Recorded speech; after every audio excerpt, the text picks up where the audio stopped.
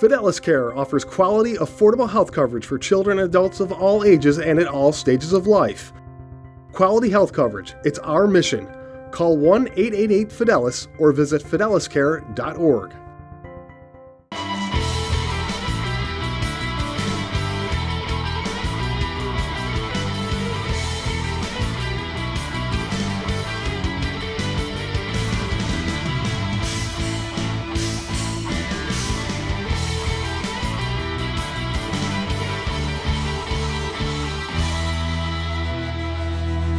Hello everybody and welcome to the Fidelis Care College Sports Beat. I'm Dave Yates.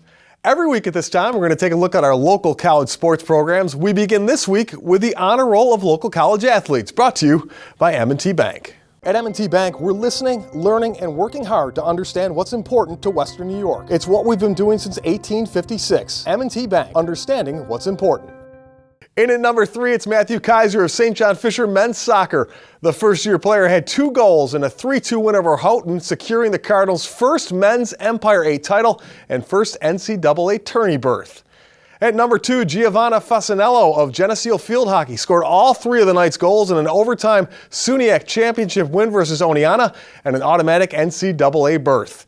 And topping the list, Dominik Gabaj of Slovakia and Nazareth Hockey scored just the second hat trick in the Golden Flyers' 5-year program, with all 3 goals coming in the third period to lead a comeback win versus Manhattanville.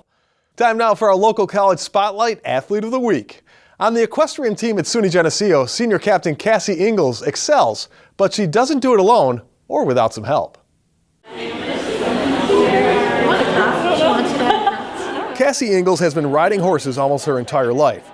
She competed in a show for the first time at the age of 4 with her pony and was showing a full-size horse when she was 6. Now she's a senior captain on the Geneseo equestrian team, carrying on her love of horses with a group of women who share the same passion. It's really neat. I don't think my college experience would be nearly what it is without the riding. It's a nice kind of get away from your studies too, and you have, most of my friends are on the team. It's a great group of girls, and you get to ride horses, which is what we all love.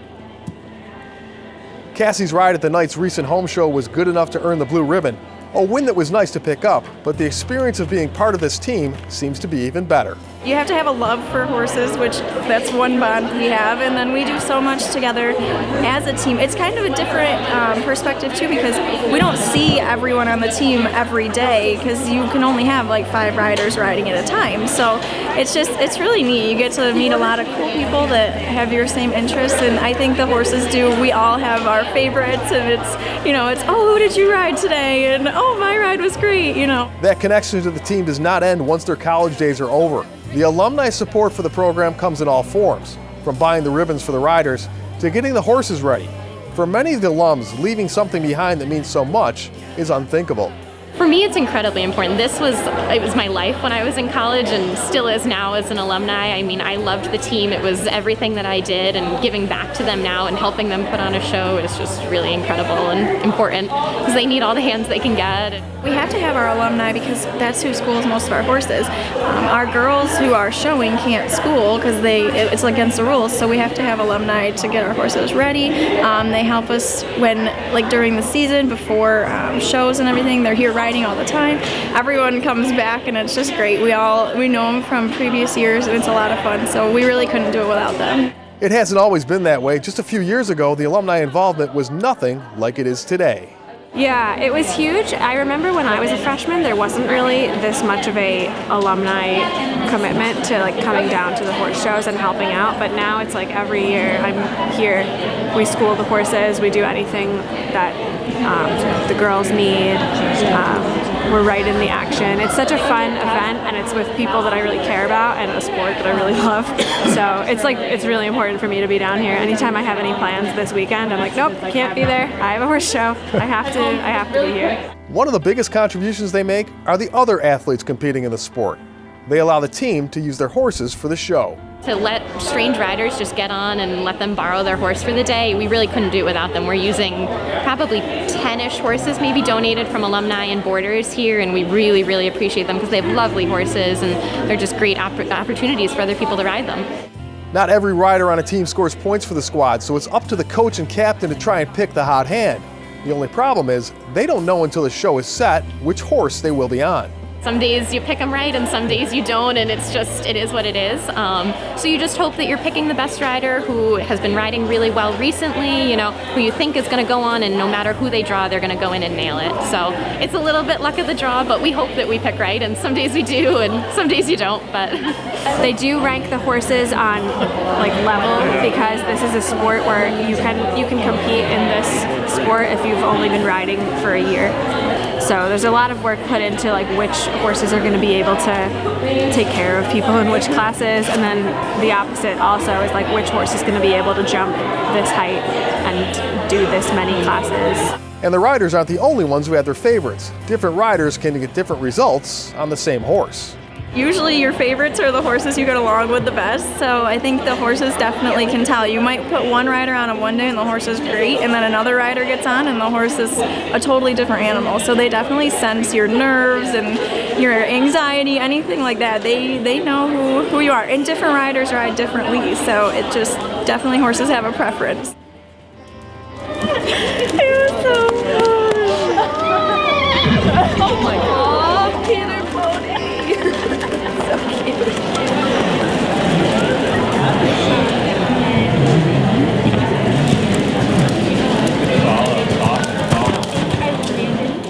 When we return, JC DeLass welcomes RIT women's soccer coach Liz Masterson into the Coach's Corner. And later on, Kim Burnson has our Scholar Athlete, brought to you by Dave. All that and more when the Fidelis Care College Sports Beat returns. As we head to break, here's a look at the Nazareth Athletes of the Week, brought to you by Nazareth College.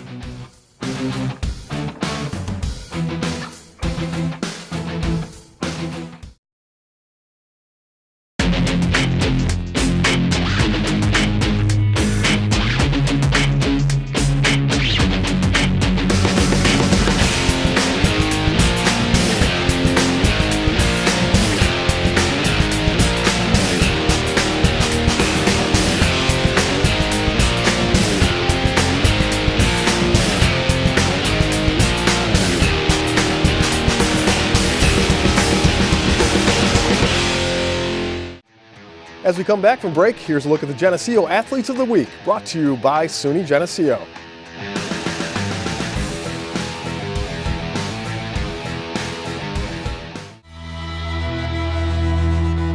Welcome back. Thanks once again for joining us on the Fidelis Care College Sports Beat.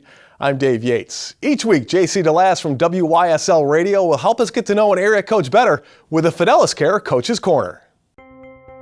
The Fidelis Care Coach's Corner is presented by Fidelis Care, quality health coverage. It's our mission. This is JC DeLass with this week's Fidelis Care Coach's Corner, and our guest this week is Liz Masterson, who's the head women's soccer coach at the Rochester Institute of Technology. Coach, you put together a very successful program here at RIT in kind of a short amount of time. What has been some of your keys to building that program? Well, the most important thing for us is our team culture. And ever since I arrived at RIT 7 seasons ago, we've been building a culture based on trust, communication, discipline, hard work. And at this point, we have a group of young ladies who are committed to being great teammates. And that looks like reaching out to each other and supporting one another at levels that they hadn't done previously.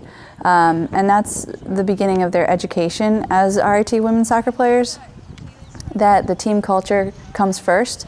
And when we have a strong team culture, our results on the field follow.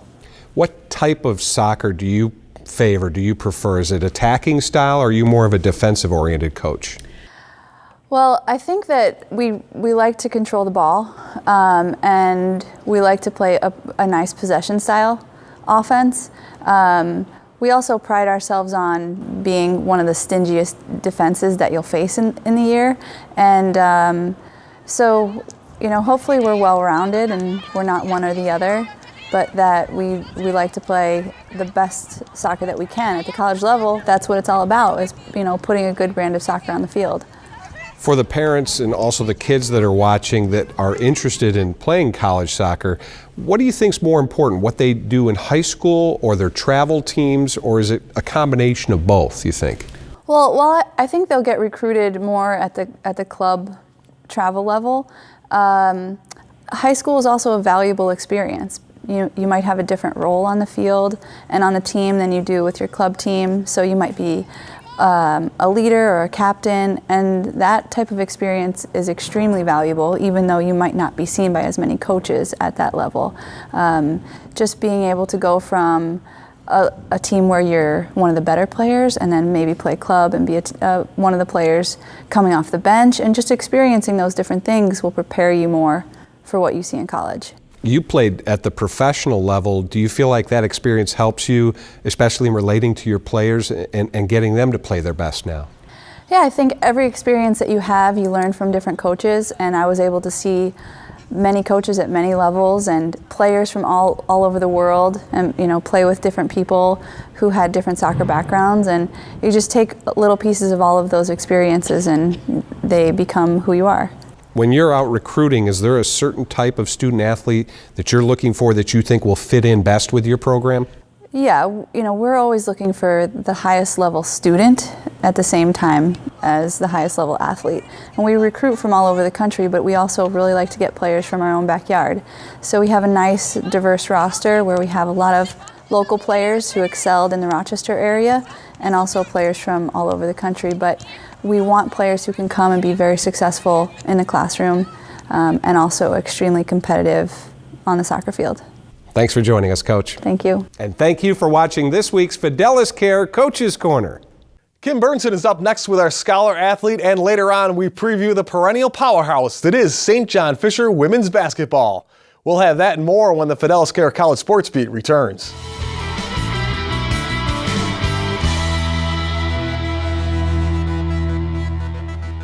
Before we go to break, here's a look at the RIT Athletes of the Week, brought to you by the Rochester Institute of Technology.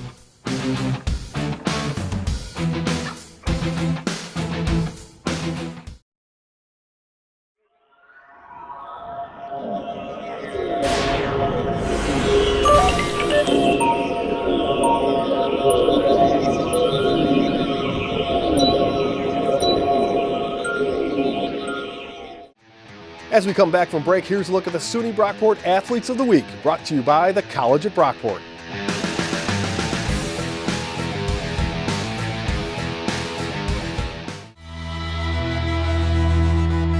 Hello everyone, and welcome back to the Fidelis Care College Sports Beat. I'm Kim Burnson. It's time now for our Scholar Athlete, brought to you by Dave, Digital Audio Visual Environments. Where can you go to get expert advice and installation on TVs, sound systems, and automation for your home, car, or business? Come see Dave, Digital Audio Visual Environments. ComeSeeDave.com. This week, our Scholar Athlete is RIT junior and Pittsford native Anna Valentine. Anna is a captain and leader of the RIT volleyball team. Not only is she a standout on the court, but she was nominated for RIT's Outstanding Undergraduate Scholar Award. She maintains a 3.95 GPA and will be eligible for Academic All-American Honors, which will be announced later this month. She's a 3-time Liberty League All-American Team selection and 6-time Dean's List recipient.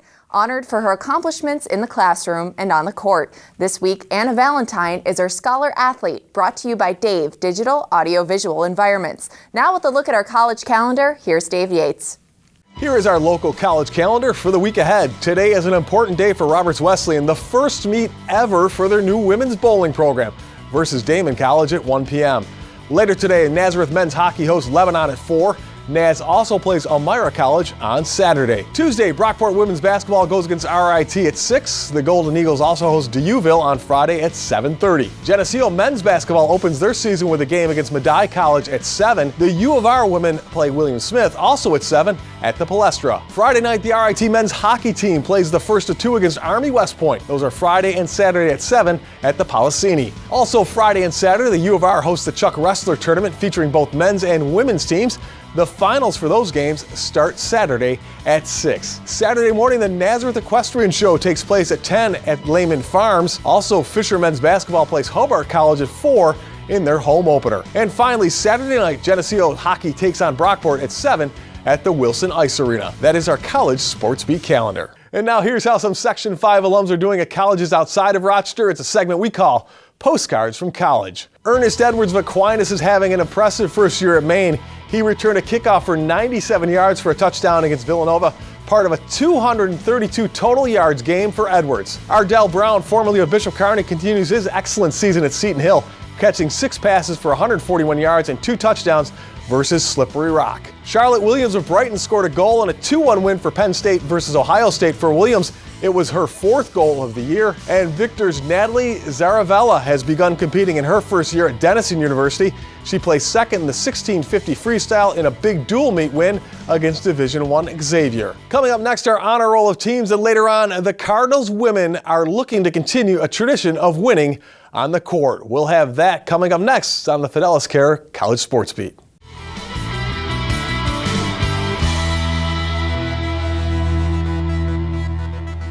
As we head to break, here's a look at the Roberts Wesleyan Athletes of the Week, brought to you by Roberts Wesleyan College.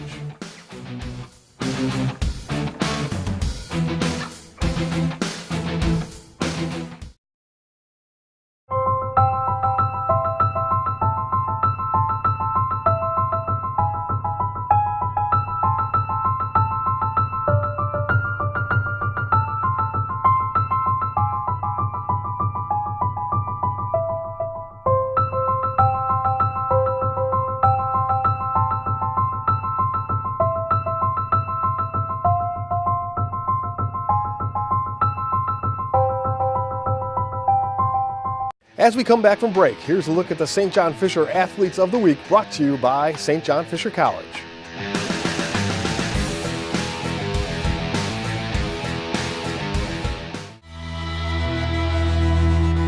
Welcome back, and thanks once again for joining us on the Fidelis Care College Sports Beat. I'm Dave Yates. Here is our honor roll of local college teams. In at number 3, Monroe Community College women's soccer team. They won the NJCAA District E tournament on Sunday. Eleni Marco had 3 goals in the semis versus Sussex County Community College. And then MCC beat ASA College 3-1 to win the district and earn a spot in the national tournament. At number 2, Brockport Volleyball did it again, winning back-to-back SUNY titles by beating New Paltz in a thriller. Sam Holdridge was named tourney MVP. Up next, the NCAA Division III tournament. And topping the list, St. John Fisher Field Hockey. The Cardinals won their first Empire 8 title and will make their first appearance in the NCAA tournament following a 2-1 win over Washington and Jefferson. That, by the way, was their 17th straight win. And now it's time for our Spotlight Team of the Week, and we will stay at St. John Fisher, where the women's basketball team is about to begin their season. Here's a preview of what the Cardinals are all about, continuing the tradition of success.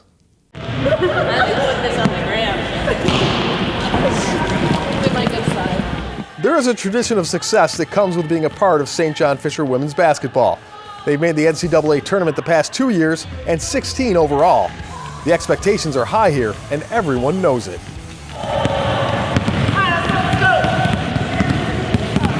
You know, take it as a challenge. I mean, you know, last year's, team, we were 13-1 for our conference, and the girls this year want to go undefeated. I mean, it gives them a goal.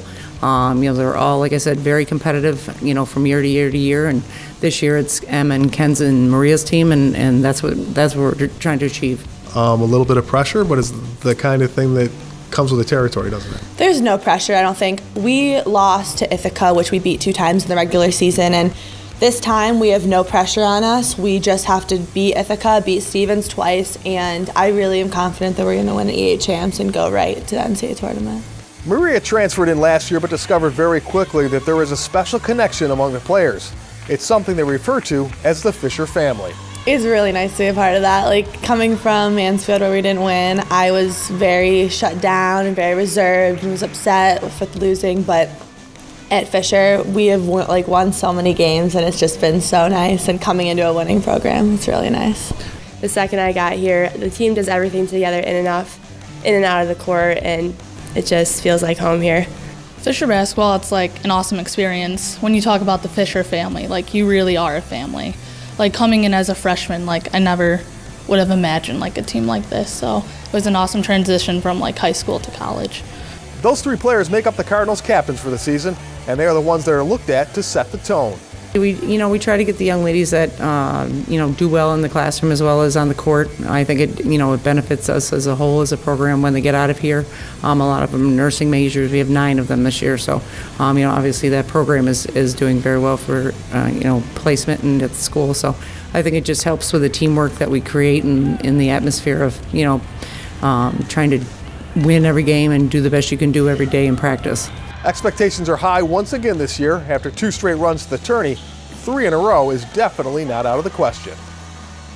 I think defensively is where we're going to really shine. Our 3 senior captain are going to be our leaders, Em and Kenzie and Maria. I think they're really getting after in practice and we create a lot of opportunities on the offensive end throughout our defense, so I think that's where we're going to shine. For our senior year, we're focusing on just teamwork and trying to fill the roles of our old seniors, which is a lot. We had MK, who was fantastic, Claire, who was an awesome leader, and Bridget, who was one of our best posts. So just filling those shoes and just going out on an awesome note your senior year would be fantastic. How is this year looking? How do you feel about it? Oh, we have 6 incoming freshmen that all have good talent. We have a ton of girls back. We only lost 2, so hopefully this can be another year to win E8s and then go a little farther this year.